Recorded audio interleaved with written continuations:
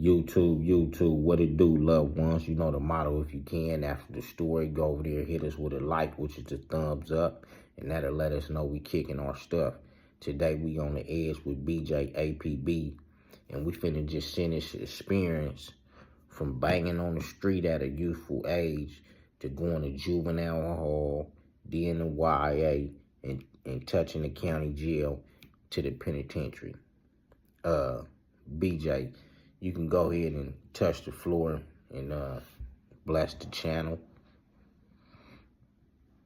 All the time, first and foremost, peace and blessings to everybody, and thank y'all for tuning in today, and I hope y'all enjoy the show, and for anybody that I offend, I'm apologizing now, because it's just a story that we telling and giving our opinions. Well, when I was younger, the first time I hit juvenile hall, I had went with one of my brothers. We had did some stealing, they sent us to juvenile hall, and the experience was kind of like overwhelming, because I never been at that time. And when I went, the first thing they do is they send you like to LP. If you get locked up, they send Los Padrinos, depending on where you get locked up at. And when I got there, the first thing they did was hand me some old tan khakis and some black chucks, and in your bedroll and send you down to a room. And after they lock you in, you kind of get claustrophobic, because you're not used to being locked in a cell without a TV, toilet, and all that stuff. You're used to being able to move around. So, being in that cell, having to knock on the door at night when you got to use the restroom and stuff like that, it kind of made you like claustrophobic. Then, from the gang banging perspective, going to juvenile hall, it teaches you respect. Sometimes you're going to lose your morals and principles, and sometimes you step them up. For me, first experience was having interactions with Crips. On the streets, a lot of us interacted together because we grew up together. But once you get to that juvenile hall, you learn that banging is for real. It's not like it is when you're a kid. Once you get there, all that kid stuff and not taking it serious go out the window. Like, when you tell somebody where you're from, sometimes you don't say it with enough authority, or kind of feel like you're weak. And that's around and just sock you in the eye or something, and you want to defend yourself. And from going through that type of trauma, it teaches you now things like, don't let nobody walk up on you. A lot of that comes from juvenile hall. You learn not to let people walk up on you. You catch somebody staring at you too long, you, what they call it, mad dogging in. Right. You see somebody staring at you too long, you go ahead and get up and attack them without even asking questions, because you already know if he's watching you too long, he's plotting on doing the same. Right. Then another thing I learned from juvenile hall was the disc game. When we was in juvenile hall, you had dudes that say things that's considered something to get a reaction out of you. They call themselves disrespecting your hood.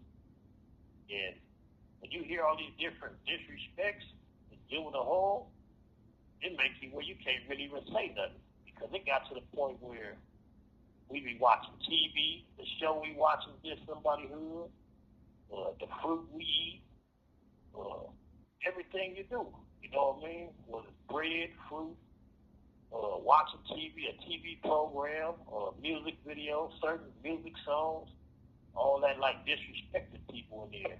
So you have to learn to watch what you say.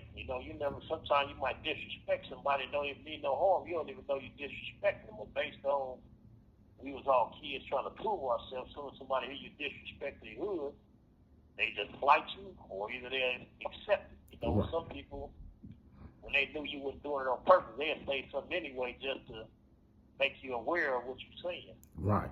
Hey, can I cut you off and ask you something, BJ? Yeah. Oh, yeah. For those that never entered the juvenile hall jailing system, and you mentioned Los Padrinos, Can you tell us how was them rooms shaped in Los Padrinos? Because I hear you mention claustrophobia. How was them rooms shaped back then, man? Well, the room was shaped like, it was like sideways. It was like you said, when you walk in the door, the bed is in the back of the cell, and it was like concrete. It was made into the wall. Right. And it had like little lockers up under it. It had like one big locker up under where you could put your clothes and hygiene or whatever, shoes and stuff.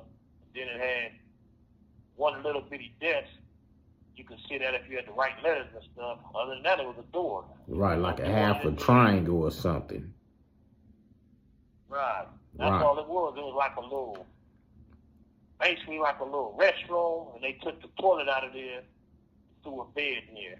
Okay, now one more thing to move it up. Yeah, one more thing to move it up so you can stay back on track with us. The disc game, could you give us an example? Like I said, we not offending no Crips or Bloods, but could you give us an example of some of the disc games that that came up, that went around? Well, I'm gonna give you an example. Like people used to say something like say we having a burrito. Right.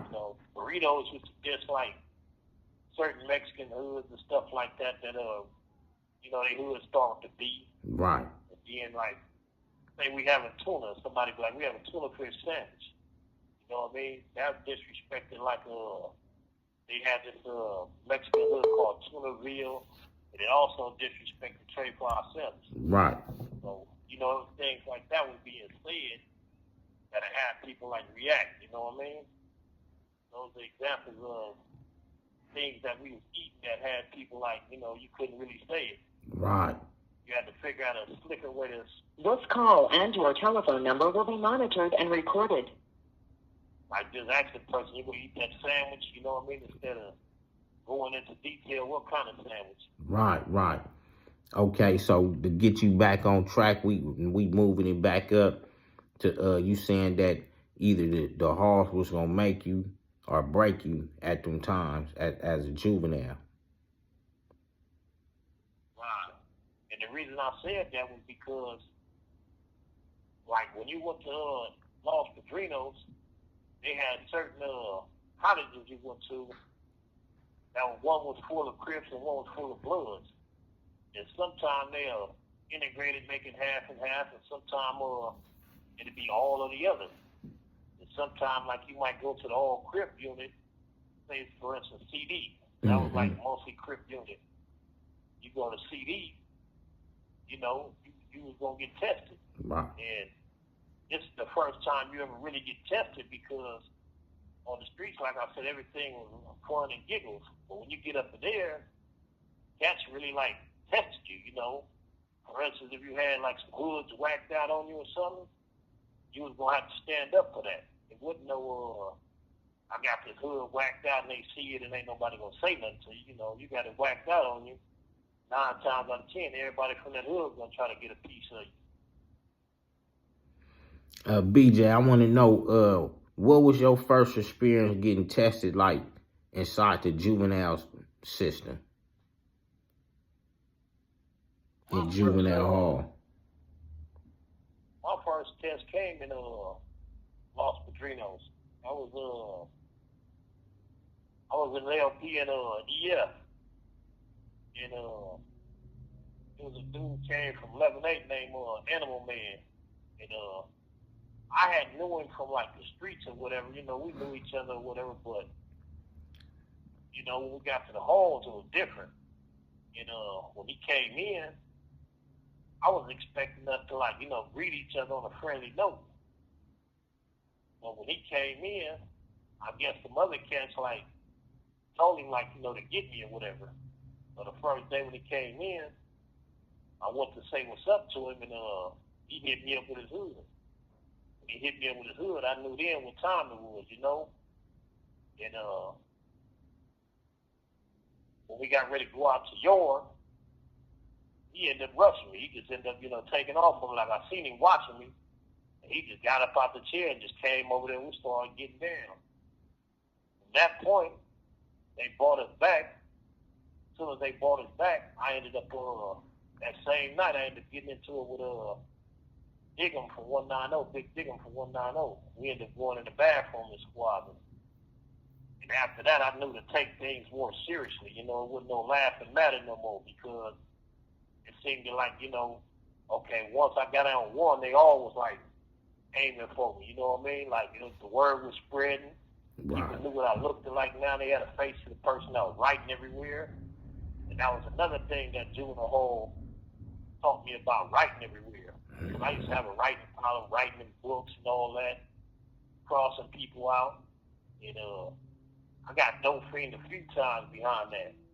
Behind something that I wrote like years ago and forgot about it. And somebody else seen it and remembered it, brought it to my attention and got my program. Right. You know, I can admit it now because I'm a man, but that's what got me out of the habit of writing everywhere. Right, you know what I mean? Because I realized that when you're doing that, you're setting yourself up to get dope, you know, and you never know where it's coming from. Right. So now I want to bump it up just a little bit more in juvenile hall. So now once you finally get tested and come from up under the testation of the Crips, of the ops that we thought at that time was enemies to us, what one feel like pushing around after a confrontation, you kind of standing your grounds and you still pushing? What hadrillium do that get you as being a Damu at that time, homie? This call and your telephone number will be monitored and recorded. It actually gave you like, once you gain your confidence, it also helped you build the character into who you wanted to be. You know, for instance, your walk got a little tougher. You start working out. Everything you do, you try to do, like, you know, from your stance. Everything you try to do is like mimic as a gangster. The way you write, the way you conversate. And then as a Blood, at that time, you used to try to use the B as much as possible because there was a lot of Crips. And so a lot of dudes used to wouldn't say certain things with B's around Crips. So when you did it and nobody said nothing to you, you felt a sense of you done earned your place in life now. And how was it for certain homies? Like, did some homies have to go through it more than others to set their foundation for this B thing coming up in juvenile halls? Or did we have to put a lot of homies, help a lot of homies pull through at that time, homie? I'm going to keep it clean with you. Like, some homies, like, went through untested because you had some homies that was coming in claiming hoods nobody heard of. Like, you had homies coming in from San Bernardino, IE, and different little cliques outside of LA. You know, you had homies coming from Dago. You had homies coming from Sacramento that just happened to catch a case in LA. And when they came to the homes, based on certain Crip hoods didn't really know about them, they looked at them. You have 60 seconds remaining. Hey, we gonna close it out. 89 on up. G stuff, not ye stuff. With On the Edge with BJ APB. We gonna close it out and come back with the part 2 on how it was for certain homies Damuing entering that juvenile hall system at that time. We out.